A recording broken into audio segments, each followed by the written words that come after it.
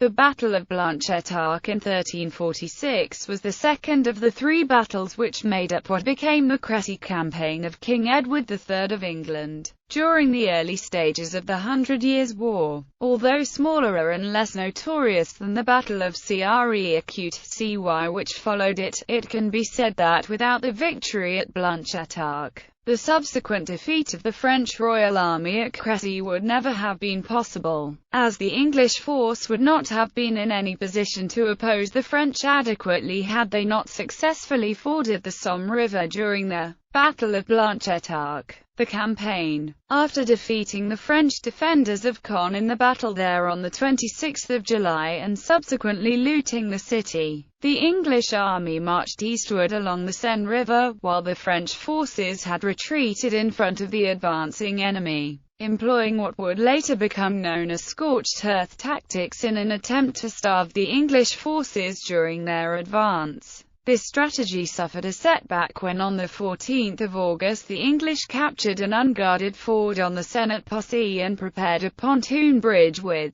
which to cross. This threatened Paris and caused much alarm amongst the French populace, but actually might have been turned to the French advantage, as now the English army was supposedly trapped between the impassable Seine and Somme rivers. Every bridge and ford on either waterway was heavily guarded, with King Philip VI situated first at Paris and then moving to Amiens and then entering the plain between the rivers in an effort to hunt down the English force with his much larger army. Edward meanwhile was determined to break the French blockade of the Somme and probed at several points in late August, vainly attacking Hangest and Pont-Remy before slowly moving north along the western river bank trying to find an opening. Behind him toiled the French army, which despite some close encounters was unable to successfully come up on the English army. On the 23rd of August a force of French levies opposed the English passage at Boismont,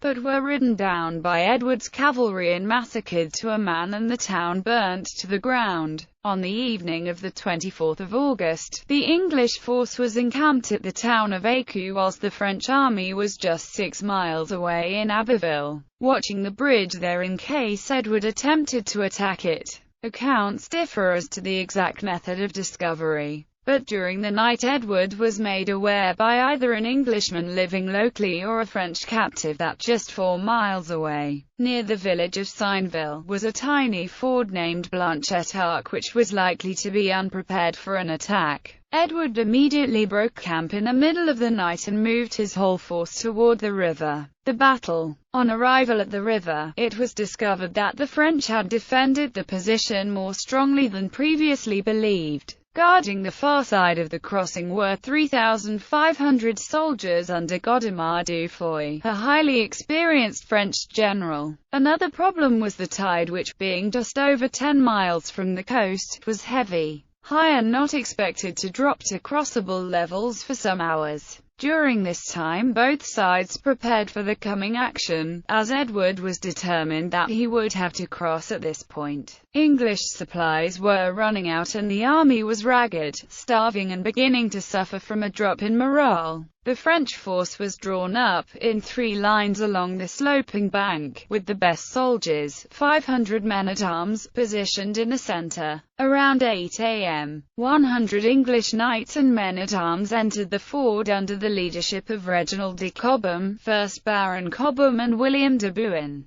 1st Earl of Northampton, both highly experienced officers. This advance was supported by large numbers of English longbowmen who unleashed a hail of arrows on the French lines, causing casualties and a vital distraction to the defenders. The Genoese, a crossbowmen in French service, were unable to respond in kind and the English reached the French side of the river. A vicious scrum ensued on the river bank, the ferocity of the English attack creating a beachhead into which Edward fed more soldiers. The combination of desperate foot soldiers and accurate archery forced the French force backwards until their lines broke and they fled to Abbeville, pursued closely by English cavalry. An hour and a half after the French lines had broken, the entire English army was across the ford and marching northwards into countryside rich in food and loot. The French had been so confident that the English could not breach the Somme line that they had not denuded the area, and so the English were able to resupply, burning the towns of Noyelles-sur-Mer and Le Crotoy in the process.